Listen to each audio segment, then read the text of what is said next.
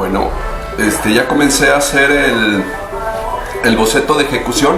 Le llamamos boceto de ejecución porque a partir de este boceto realizamos directamente la obra, en este caso el mural. Ya concretamos la idea muy bien de qué es lo que queremos. Aún así, solemos encontrar cosas interesantes. Por ejemplo, les decía en el anterior que aquí tengo una línea, ¿sí? Y se forma un triángulo. Aquí no lo percibí al inicio, pero puedo también sugerir un triángulo. Necesitaría hacer algunas variaciones sobre este pie del campesino. Entonces el campesino también, junto con las piedras, ¿no? Aquí más o menos en la mano, me describiría un triángulo. Entonces vamos encontrando cosas interesantes conforme vamos avanzando, ¿sí? Aquí yo hago un nuevo trazo. Como les decía, todo lo que favorezca estructuras geométricas va a ser muy afortunado, ¿sí? El boceto de ejecución también conviene que pongamos todo el cuidado en resolverlo, porque normalmente se hace a través de encargos la obra. Entonces muchas veces el cliente puede ser caprichoso y conforme vamos trabajando se le ocurren cambios que te va a pedir. Entonces yo les suelo decir a los clientes, presentarles el boceto de ejecución y muchas veces me hacen algunas observaciones, ¿no? Cosas que les gustaría que se cambiaran. Entonces atrás del boceto voy escribiendo los cambios, ¿sí? que me son sugeridos y que también a mí me parecen razonables. Los voy escribiendo y al final le pido al cliente que firme la autorización para la obra con esos cambios. Y una de las cuestiones, a través de la experiencia que he descubierto que conviene que firmen, es porque la obra está sujeta a la vista. Los procesos son largos, a la vista de mucha gente. Entonces llegan algunas personas y le hacen observaciones. Entonces tú necesitas estar protegido para no pasarte los días haciendo las correcciones que a ellos se les ocurren, a veces muy caprichosas. Entonces les suelo pedir eso, ¿no? Le digo al cliente que me firme el boceto de ejecución y yo también me protejo, ¿no? Pienso, por ejemplo, en los partidos políticos, ¿no? Que muchas de nuestras obras como muralistas se dan encargos del gobierno. Entonces ellos normalmente, bueno, o muchos de ellos tienen una visión propagandística a muy corto plazo. Entonces, por ejemplo, en una ocasión metí áreas grandes de azul y me dijeron que las cambiara, ¿no? Porque lo asociaban con el PAN, el color azul. Entonces, a veces te hacen ese tipo de observación que no tiene nada que ver, ¿no? Que son caprichosas, ¿no? El azul obviamente no lo escogemos por una cuestión ni política ni mucho menos, sino lo escogemos normalmente porque me ayuda a crear una tensión, ¿sí? Para que entre en tensiones con los colores cálidos, ¿sí? Pero a veces al cliente hay que explicarles que no puedes cambiarle los colores así simplemente, sino que tienen una función compositiva, ¿sí? Entonces les digo que me ha tocado muchas veces de que los clientes, sobre todo cuando son funcionarios del gobierno, primero, ¿no? Ven muchas personas tu obra, les hacen observaciones, no siempre afortunadas, y después se les ocurre y te dicen que si le puedes hacer esos cambios. Entonces tú te puedes proteger y decirles: habíamos acordado hacer solamente estos cambios, usted ya me había aprobado, así que dejemos esto así, ¿no? Porque si no, el peligro es que empezamos, ¿no?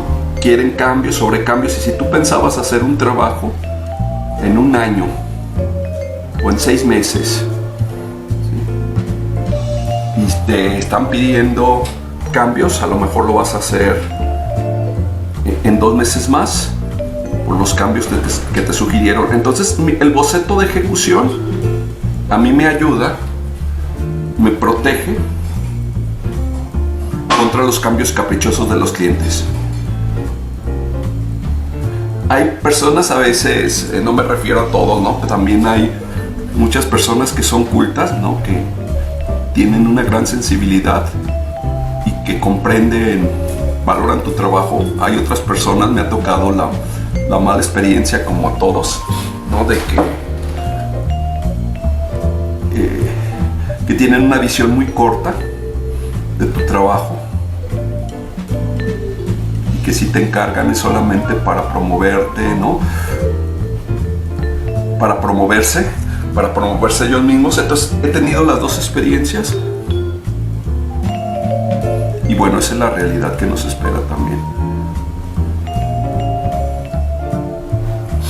Yo les sugiero, bueno, ya que voy a pasarme un tiempo, les comento otras cosas fuera del dibujo, ¿no? Son unas experiencias personales, ¿no? Con respecto a la pintura mural. Bueno, yo les sugiero que si trabajan, por ejemplo, con instituciones gubernamentales, tengan una buena relación con las personas que los contrataron. Normalmente, ¿no? Si te perciben como un artista serio, te tratan con benevolencia, ¿sí? Y siempre procuro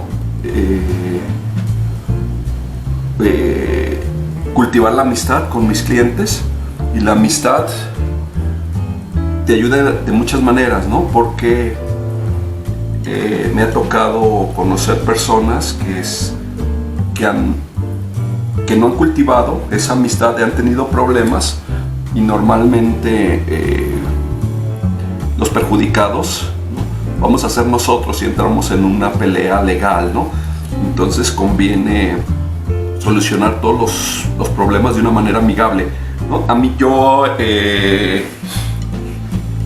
suelo escuchar con atención a mis clientes, ¿no? Sus deseos. No siempre estoy de acuerdo con lo que me sugieren, ¿no? Pero de una manera amigable les explico por qué lo que estoy realizando lo estoy realizando de esta manera. Les explico lo que les explico a ustedes normalmente, las tensiones.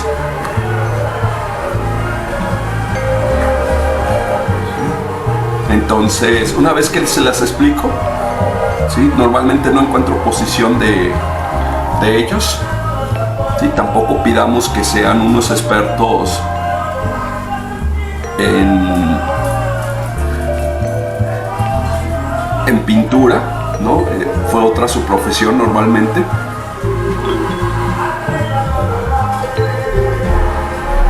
¿Sí? Pero un pleito legal, normalmente nosotros no tenemos tantos recursos, ellos tienen conocidos. Entonces un pleito con el gobierno no nos conviene. No estoy diciendo que tengamos una actitud servil con las personas que nos contratan, mucho menos hipócrita, ¿no? Es decir, una relación honesta, de respeto, de amistad, y cualquier problema es fácil de solucionar.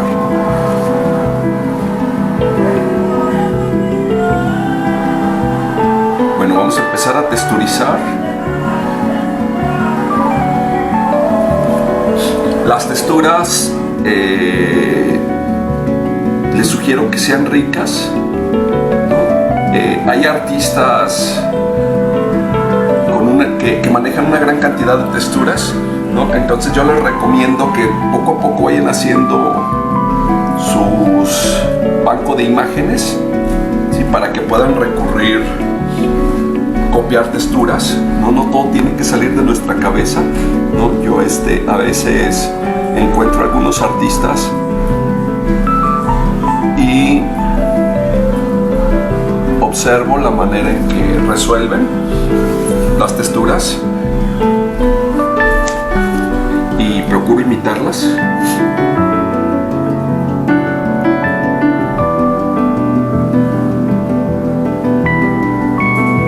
Muchos de ellos en el cómic, por ejemplo, para el entintado, hay algunos artistas que hacen unos entintados maravillosos.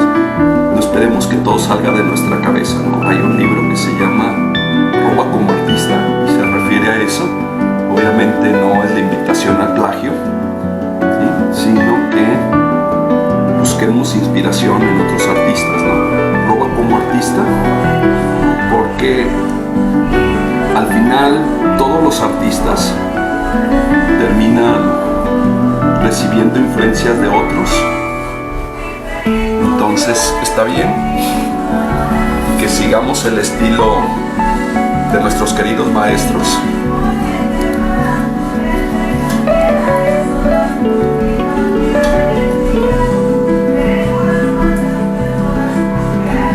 Hay otro aspecto que quiero señalar, ¿no? Me han presentado a veces chicos proyectos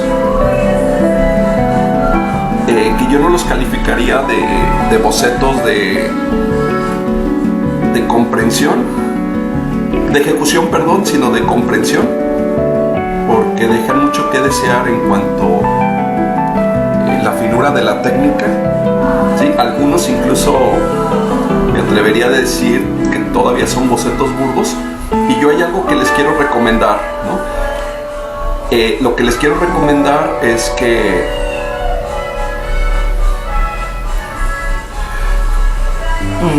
el cliente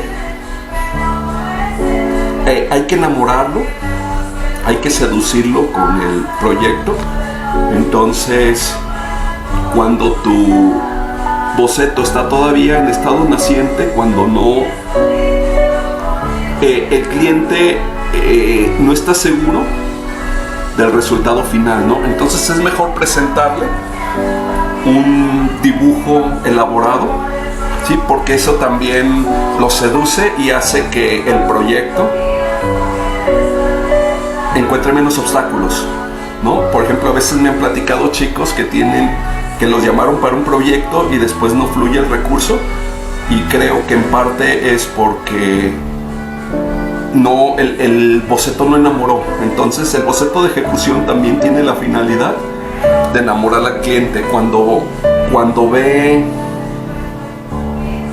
un boceto muy bien realizado, tu cliente se va a enamorar, ¿sí? Y entonces él buscará cómo sacar el recurso porque ya se enamoró de tu proyecto, ¿sí? En cambio, si nuestro proyecto está todavía en el proceso de burdo o entre burdo y de comprensión, no fluye. Bueno, como se dan cuenta, no tenemos mucho ruido. Voy a interrumpir el video, ¿no? Los vecinos a veces no suelen tener consideración, y lo muestro también para no aburrirlos hasta que esté más avanzado. Ya está terminado nuestro boceto de ejecución, ¿sí? Hemos completado nuestro proceso. Aquí tengo los otros procesos, ¿no? Boceto de comprensión, boceto de burdo, boceto de comprensión y boceto de ejecución, ¿sí? Como se ve, hay un avance incluso de este hacia este, más allá de la técnica, ¿no? Realicé en este caso el cambio de la pierna, ¿no? Que fue el más importante. Por tanto, se me genera un triángulo con el campesino y un triángulo mayor con la figura de Villa y Zapata, ¿sí? Opuse también, como les decía, los oscuros con los claros, ¿no? Hay una tensión entre oscuros y claros. Respecto a nuestro material de inspiración, tuve que cambiar el pantalón, ¿sí? Volverlo claro para que entrara en tensión con esta parte oscura, ¿no? A la vez, Villa también tuve que cambiar, tenía un color medio claro, lo tuve que poner oscuro para que entrara en tensión, ¿no? y tuviera una mejor lectura la camisa del campesino, ¿sí? Entonces ese tipo de aspectos son muy importantes en la composición. No te los da la fotografía, sino que tú los tienes que intuir y realizar los cambios. Como les decía, ¿no? Hay una serie de juegos. Tengo un espacio negativo muy grande que entra en oposición con este espacio negativo muy pequeño, ¿sí? Aquí me estaba pidiendo obviamente un espacio negativo para que hubiera un equilibrio, ¿sí? Es negativo, positivo, y nuevamente termino con negativo. Y a la vez hay un juego de oscuros, claros, oscuros, y entra nuevamente en oposición con claros, ¿sí? Este tipo de juegos es muy importante. Aquí yo les quiero hacer dos sugerencias, ¿no? La primera sugerencia es que manejen formatos grandes para realizarlo, porque en este caso yo utilizo un papel de blog que es de 33 por 49 centímetros. Obviamente el formato tiene que estar en proporción con las dimensiones de mi mural. Es decir, si tengo un mural cuadrangular, pues tengo que hacer el tamaño, ¿no? de un cuadrado. Entonces obviamente tiene que estar a escala. En este caso yo les di libertad, simplemente les dije que fuera un formato ya sea en horizontal o en vertical, ¿sí? Empezamos a trabajar en hojas tamaño carta, ¿sí? Pero a la hora de realizarlo ya no lo realizo en este tamaño pequeño de carta o de media carta, porque tengo que realizar una gran cantidad de detalles y no me lo permite un formato pequeño, ¿sí? Entonces si lo hago en pequeño con detalle, voy a tener un resultado muy burdo. Entonces siempre trabajen con un tamaño considerable, ¿no? Donde puedas estar cómodo. Este es un buen tamaño para hacer las ilustraciones, ¿sí? Había una recomendación de que cuando vas a publicar algo, lo tienes que realizar 3 veces más amplio de cómo va a ser publicado. Es decir, si va a estar la imagen publicada en tamaño carta, tiene que ser 3 veces más. Yo aquí lo doblé, ¿sí? Más no, un poquito más del doble ¿sí? No son las 3 veces, pero me permite trabajar con comodidad los detalles. Esa sería la primera recomendación. La segunda recomendación es que tienen que tener un material de inspiración. A esto le llamo yo material de inspiración. Hay quienes diseñan todo a partir de la cabeza, ¿no? Y salvo algunas personas que tienen la genialidad de hacerlo, la mayoría de nosotros no tenemos ese don, tenemos muchas limitaciones. Entonces puede ser que utilicen fotografías que ya existen, o mejor todavía, que tomen sus propias fotografías, ¿sí? Y a partir de esas fotografías, de esos modelos, van ustedes a realizarlo. El genio suele ser raro. Entonces yo llevo 14 años trabajando en la escuela.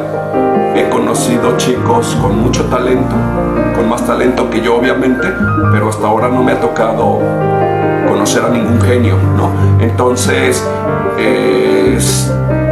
seamos modestos en este sentido, aceptemos nuestras limitaciones y utilicemos materiales de inspiración. No procuremos sacar todo de la cabeza, ¿no? Lo que vas a sacar tú, tu aportación va a ser este tipo de cosas, ¿no? El meterlos en un formato, ¿sí? Geométrico, el hacer las tensiones entre luz y sombra, entre grande y pequeño, entre espacio positivo y negativo. Esa va a ser la aportación que vas a hacer, ¿sí? En hacer recorridos visuales. Esa es tu aportación. Y junto con estas fotografías ¿no? También suelo utilizar como material de inspiración otras imágenes. Por ejemplo, en este caso tengo de este artista, ¿sí?, que tiene una gran cantidad de texturas. Entonces, cuando hay algún artista que me gusta, ¿no?, descargo las imágenes, después las imprimo y lo tengo como un material que utilizo constantemente, ¿no? Vean la riqueza de las texturas. Entonces esto también, a la hora en que lo estoy realizando, suelo acompañarme y voy también realizando texturas, porque a veces tampoco la cabeza nos da para tanto y nuestras texturas son muy monótonas. Entonces aquí vemos, y además que hay algunos sí que se convierten en nuestros queridos maestros. Veamos, por ejemplo, en este caso la composición está maravillosa, ¿no? Me gusta mucho la expresión del personaje, ¿no? Tiene una expresión terrible, ¿no?, de mucho carácter, ¿no? La posición me gusta también, y vemos que lo ha realizado una serie de líneas como si fueran las manecillas de un reloj que se van deslizando, ¿no? Este sería el centro en la cabeza, y a partir de aquí, ¿no? Entonces vemos horizontal, y luego tenemos 30 y tantos grados, y luego 40 y tantos, ¿no? 60 y tantos, 70 y tantos, ¿no? Aquí llegaría el bastón casi a los 90 grados, ¿no? Y van avanzando 100, 120, etcétera, hasta que llega nuevamente, ¿sí?, a esta parte, ¿sí?, a la horizontal. Entonces este tipo de cosas, si las analizamos con cuidado, está lleno de elementos así, ¿no? Las tensiones entre grande, pequeño, ¿no? Espacios negativos, espacios positivos. Hay ilustraciones maravillosas, ¿no? Me encantan estas, por ejemplo, ¿no? Estos conquistadores, ¿no?, enormes, y el cautivo, ¿no?, muy pequeñito, casi como si fuera un perrito, ¿no? Entonces este tipo de juegos que quizá no se nos habrían ocurrido, ¿no?, pero que sin embargo vemos que funciona muy bien. Vemos el espacio negativo que formó alrededor de este personaje, ¿no? La marcha tan coordinada entre los dos conquistadores, ¿no?, tan simétrica entre los dos conquistadores, ¿no? Este tipo de detalles, si los analizamos, miren, este está maravilloso. Habíamos visto una composición que se llamaba Atrapado, ¿sí?, en donde tenemos dos bloques y el personaje se encuentra atrapado, ¿no? Aquí vemos, como este es el caso, ¿no?, dos guerreros, ¿sí?, tienen a un prisionero, lo han encadenado, ¿no? Aquí lo espera el verdugo todavía. Entonces hay cosas muy interesantes, ¿no? El uso de estas dos figuras y la masa de ellos que lo atrapan, ¿sí?, dejan un espacio negativo, positivo, negativo, positivo nuevamente, ¿sí? Entonces este tipo de ritmos está aprisionado, ¿no? Y el verdugo aquí, que funciona también en la composición. Si vemos detalles, por ejemplo, aquí hay un animalito interesante también, ¿no? Y cómo desarrolló las cimitarras turcas o árabes, que son figuras abstractas completamente, es puro adorno, no tienen una función utilitaria, ¿no? El mango no tiene una función utilitaria, ¿no? Estas tres bolas, ¿sí?, que son más bien juegos estéticos, pero que funcionan muy bien, ¿no? Y la cantidad de texturas. Entonces yo les recomiendo, bueno, les he dado un ejemplo de muchos que podía tener, ¿no? Vean ustedes, ¿sí?, cómo pone los tres personajes de manera diagonal. Funciona, aquí abre una ventana para poner este pequeño personaje, ¿no? Entonces vean que funcionan muy bien. Sus composiciones es muy rica en texturas.